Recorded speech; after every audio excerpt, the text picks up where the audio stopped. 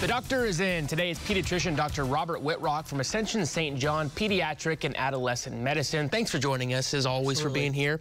Well, today we're talking about social media and kids, a very hot topic. The U.S. Surgeon General just recently announced no one under 14 should be using it.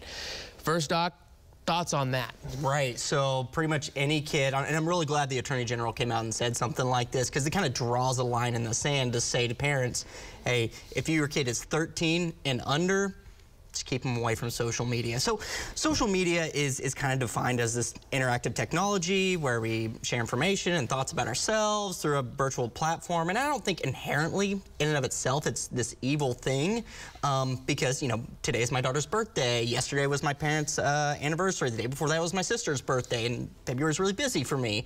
But I like to share things about that on social media, but there are some definite very, very bad things about social media that I don't think children should be exposed to. Social media has been known to be very, very addictive, even along the veins of like gambling or even cocaine use. It can lead to depression, anxiety. It obscures truth and causes discord with people around us. Within children, it's been shown to show poor literacy skills, some expressive language problems, poor self-esteem, increased loneliness, et cetera, et cetera. So I don't think, and I think the Surgeon General agrees, that if you are less than 14 years of age, and even beyond that, they just don't have the kind of skills to be able to cope with those kinds of things.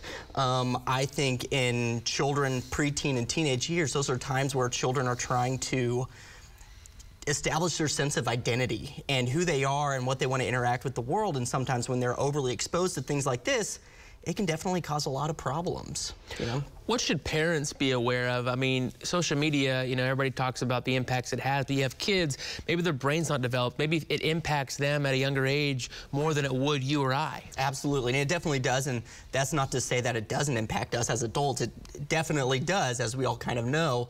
But what parents can kind of do, to be honest, I would say just don't make it an option for them. Less than 13 years of age, just delete the apps and be done with it. Frankly, I think kids, they have a wonderful ability to find fun for themselves, so they'll be fine without it.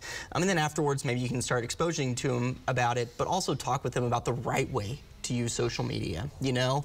I think it's important for parents to kind of monitor their cell phone use anyway, because it's really easy for kids and even adults to kind of fall into a certain algorithm, especially on like YouTube, where they can go into some pretty scary and dangerous stuff. If a parent were to come to you and say, hey, I want to tell my kids no social media, you know, they're going to have, you know, why, Mom? Why, Mom? What would be the first thing you would say to that kid? Right. So I think you try and do a positive and a negative with it.